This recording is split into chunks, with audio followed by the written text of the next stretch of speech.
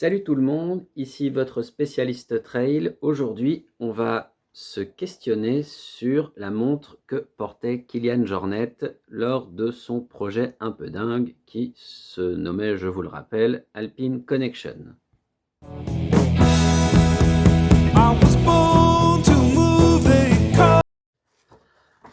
Alors, on va pas faire durer le suspense trop longtemps. Ici, il va être essentiellement question de la Vertix 2S de chez Coros, puisque c'est ce que, selon son Strava, Kilian portait lors de ce projet.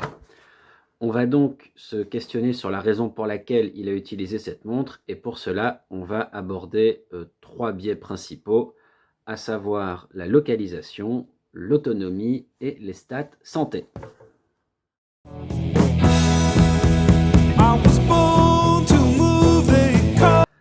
Donc, pour commencer, la question de la localisation. Une des raisons pour lesquelles Kilian a pu utiliser cette montre, c'est parce que déjà, elle offre une cartographie complète hors connexion, ce qui est toujours plutôt bon pour la batterie et l'autonomie de la montre, mais on y reviendra plus tard.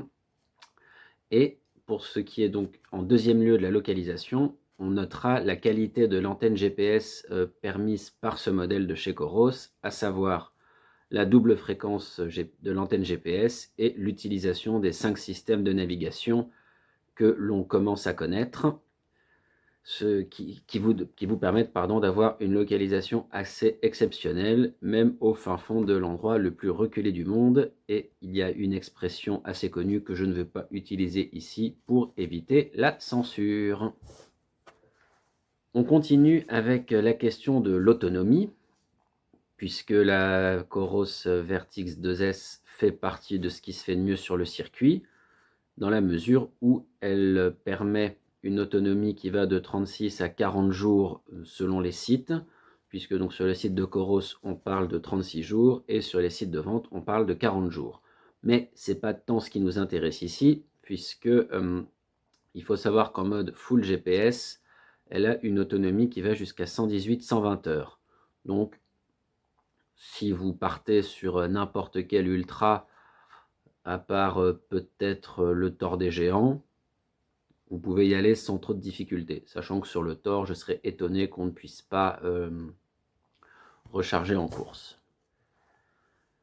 Enfin, ce qui est intéressant avec cette montre, et on sait que Kilian porte une attention particulière à ça, c'est les stats sur l'état de santé quasi en live.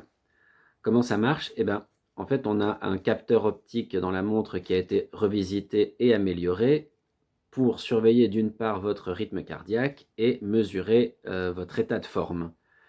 Et le lien que je fais avec ça, on en a déjà parlé et on en reparlera sûrement, c'est le mode acclimatation à l'altitude qui devait être particulièrement utile pour Kilian quand il était à plus de 2500 mètres, 3000 mètres, puisque c'est surtout à partir de cette altitude que ce mode a tout son intérêt.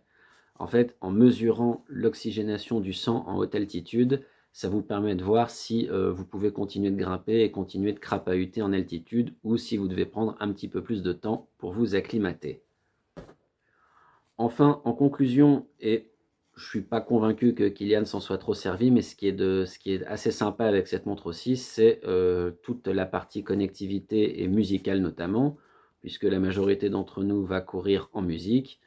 Et oui, j'entends déjà les boomers du gna gna gna, il faut écouter la nature. Ouais, c'est bon, ça, on s'en cogne un petit peu. Donc, vous avez la possibilité de soit stocker jusqu'à 32 Go sur la montre, même si ça va pomper un peu plus d'énergie au modèle, ou alors avec une connectivité Bluetooth qui vous permet, sans votre téléphone, d'aller chercher les infos sur votre compte ou Deezer ou Spotify et d'écouter directement.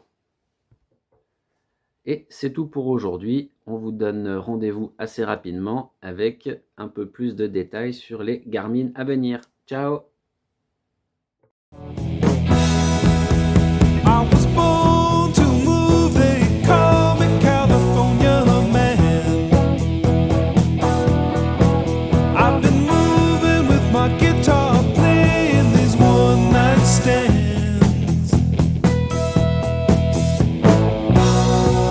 keep